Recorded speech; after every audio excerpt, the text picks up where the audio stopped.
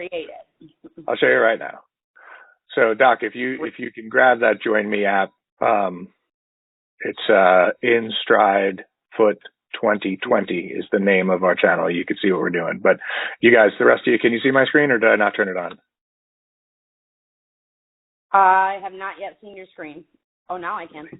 Oh yeah, here it is in all its glory. And get rid of this. Get rid of this. All right, so I made a my InStride TV patient. I made him an appointment for this morning since I finished all my morning notes, and I will click it to open the patient into the progress note for the visit for this morning. And let's say I've got this patient with bad nails, yeah. So maybe they have what I would call is onychogryphosis, right? So they have onychogryphosis because I don't know if it's onychomycosis or not. I think there are people that use onychomycosis as their presumptive diagnosis, and I don't think that's a problem. I think there are plenty of things that we diagnose presumptively, and that's perfectly acceptable. But for this one, I use onychogryphosis, and then I'm going to do a nail stain. So I'm going to order the nail stain, which is a procedure. So I click procedures and sorry, not a procedure, it's a lab. So here are the labs, and I have a few favorite labs, but for this one, I'm going to use this one called fungal stain. So I have selected on my diagnosis on the side, and I would like a fungal stain. So I click the fungal stain, and it's tied to that diagnosis, L602, 60.2, onychogryphosis, and I'm done. I can close it, and I can close this. So now I have my diagnosis, onychogryphosis, and my treatment, and here's that lab, that fungal stain lab I ordered. So I'm going to open it, and it's a little interesting. Opening it from different areas gives you different information, and I find that opening that lab from the encounter note gives me all the information I might ever want for it. But you'll see if you open it from that treatment screen, it looks a little different, and I don't know why. So I'm going to assign this to our lab, which if I type lab, it brings up our InStride lab name. So I'm going to send it off to the lab. I also recommend checking this box that says collection date and time. You cannot close this order without having the collection date and time box checked. So if you check that box the day you make the order, which is typically going to be the day you take the specimen, then that date is always right and you won't have to do it later. I think that's a really good pearl. I would click that box when you make this order and assign it to the lab. So I have assigned this to the lab. What we have been doing is we've been printing it because we've been sending this with the specimen, but that is going to change and we're going to send just that BML lab form. But I could certainly print it if I wanted to. I could print it with some comments that would let me add some information, like, if this was a specimen, I could say, something about it, talks about it looked kind of strange, and I attached a photograph to the note, or, whatever. You could put comments in here and send it off, and the comments would stick with it. Right. So I'd add some comments to it so that when it got printed, those comments would be added and they'd be there for you. We're not going to need to print it. So that's it. It is ready to go. I have ordered the test. I have sent it off either to the lab, or I might send it off to my assistant because she's the one that's going to package it up and send it off to the lab. So I can send it to her. So it's a check for her. Hey, I have this lab in my list of things to do. I package that and sent it off, and she can then assign it to the lab and send it over to the InStride lab. So let's assume that she's got her thing signed and everything, and I'm just going to assign it to the lab, and then I'd click OK, and it would disappear and show up in the lab user, so that anybody at the lab can get those orders and expect a result, or get the result and attach it back to it. So once it goes off to the lab and comes back again, it will have either something in the results, like if it was like a CBC or something that we had sent to LabCorp, or it will have an attachment, which would be the PDF of the report that Dr. Tuttle made, and that would give us the report. We can decide to do with it or not in the notes field or in clinical info. You can type something, and then you can hit it as reviewed, which will close it, and it will be back in the patient's chart as having been addressed and done.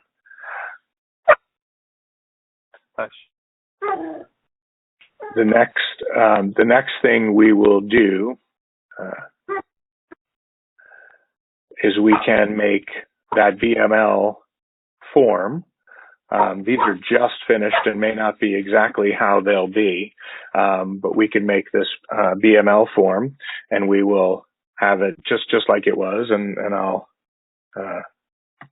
click me, and then the patient information is actually here in this box, and I might just move it right to there, and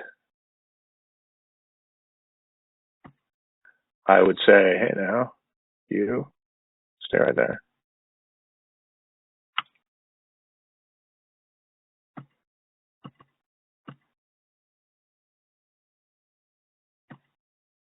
Okay. And I put my, maybe my diagnosis here.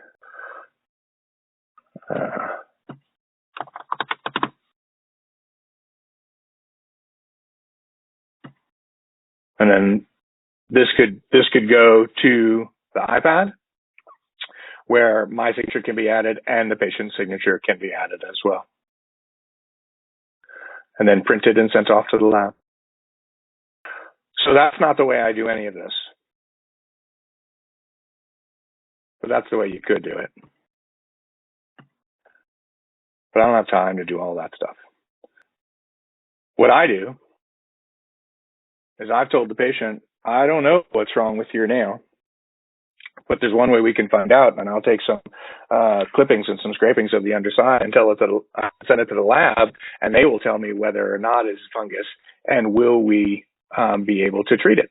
And by the time I've done that, I've clicked that button that puts in the assessment and the treatment, and the lab, although it is canceled. But there would be there is a new lab that has the fungal stain and everything, and here's a discussion with them, and my note will be done. So templating this is absolutely the way to go. I don't have one yet for any other pathology specimen or PCR specimen, but they are made exactly the same way. This template, oh, that's not the one I used, but it doesn't matter. This one is, I used 2 diagnoses, and I sent the lab, and I started them on a prescription. And I will frequently start them on a topical prescription before I have the results from the lab, for a couple of reasons. One, if it, good gosh, it just looks like fungus to me, and they really want to get started, and I'll start them on a topical medicine because it has no real side effects. And in 4 months, when I see them back, and sometimes the lab says no fungus, and they just walk in beaming because look how good my nails look, and I say that sounds great to me. But all that is templated, and then when they come back, let's say I've said, okay, I'm going to have you go, and when you come back, we'll tell you what happened. Well, I already know what happened because I saw the lab result, and I'll push this template that says, hey, I got your lab result. You have onychomycosis. Here's your medicine. Here's all the discussion. Come back in 4 months and I'll see how you're doing. I template a ton. No, I like to template a ton, but I certainly template quite a few first visits and last visits because they are so frequently similar. And this is mainly assessment and plan, not so much the HPI and not as much the exam. I am good at data entry, so I usually put those in front of the patient. But I mean, how many new patient plantar fasciitis people do we see that, okay, we talk about shoes, we talk about stretching, we talk about medicine, we talk about, this and that and the other every time those patients. Well, I am going to say all of those things because once I start saying those things, it's like 2.5 minutes later and I've said all those things.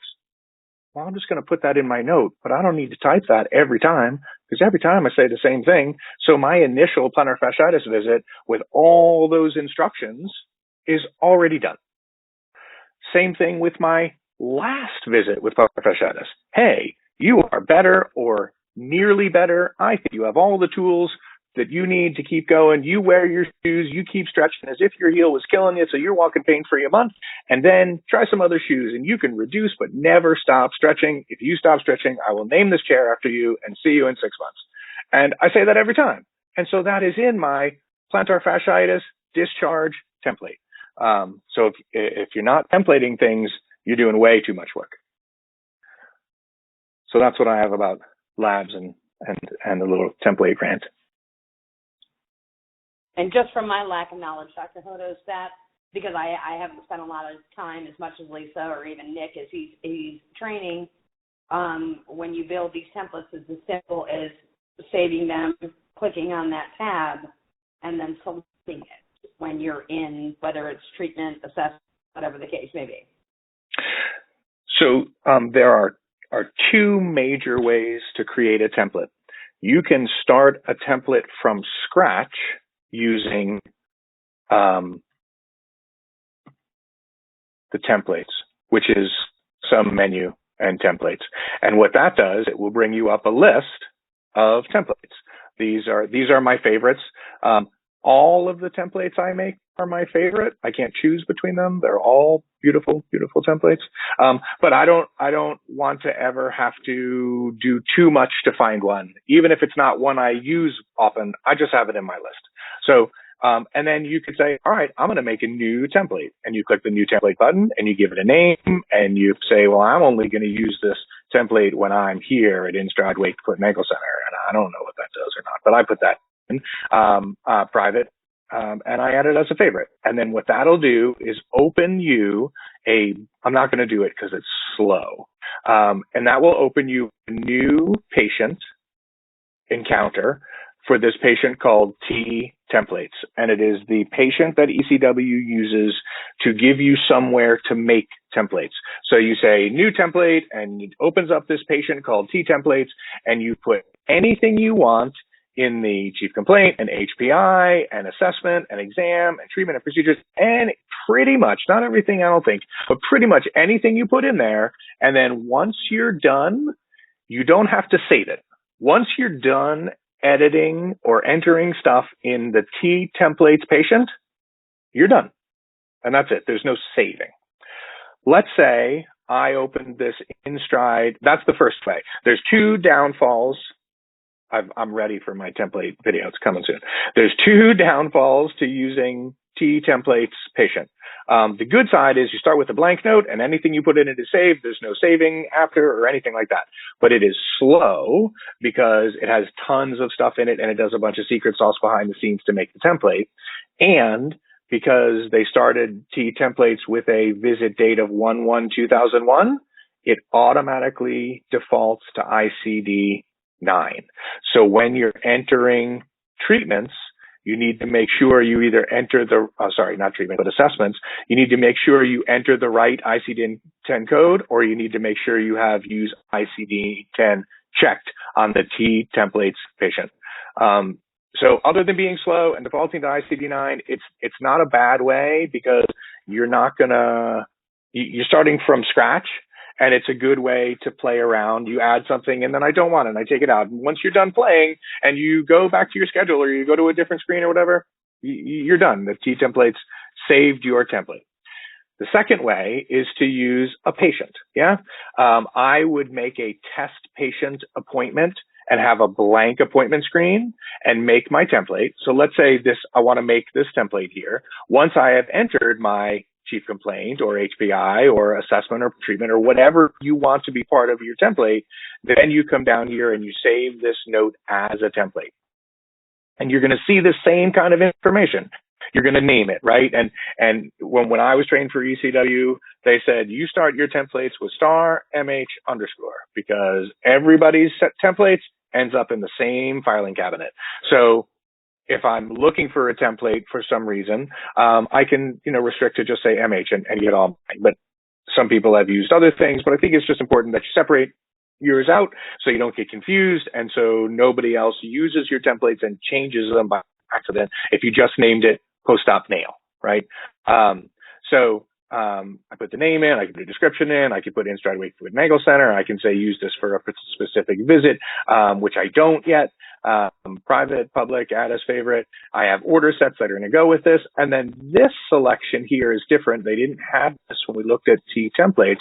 These are all of your sections here on the side. And you can say, oh, I was seeing Ms. Jones today, so the chief complaint is all about Ms. Jones, but man, I wrote a killer assessment and treatment and procedures. I'm going to save all those into a template and just uncheck the chief complaint and the HPI, because that's really just about Ms. Jones. But this assessment and the treatment about shoes and stretching and whatever was really, I love the way I wrote that, and I'm going to save this as a template. Or, hey, it's the weekend, I'm going to make 5 templates, and you write all your stuff. And I just leave all these checked because I've made my templates in such that if I have anything in these sections, which I really don't much, I'm going to make it generic enough. And that's how you can make a template from a test patient or even from a real patient, is once you have your note the way you like it, templates, and save notes as templates. Using templates, you can press the templates button, which will bring you your list of templates. This will also let you say, oh yeah, I'm going to use this ankle sprain template, but I'm not going to use this treatment because XYZ. I'm going to write my own treatment, even though I had some treatments templated. I don't do that. I don't do this either. Because like I said, I make all my templates favorites, and I've gotten to the point where I know that, post-op nail is down near the bottom, and I'm going to use this post-op nail surgery template for encounter of surgical aftercare, and please respond to nail surgery, and they come up as needed, the 3 weeks and the nail sample results from the previous one, and I build a 99024 as a post-op visit. So that's how you create. That's a short way to create templates. Any questions about that? Anything else? I don't have anything, because other physicians haven't joined.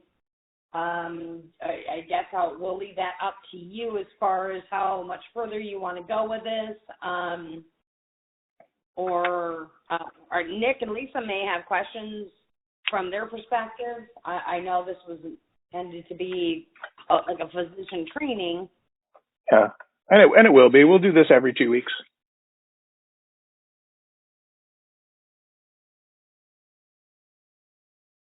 All right, very good.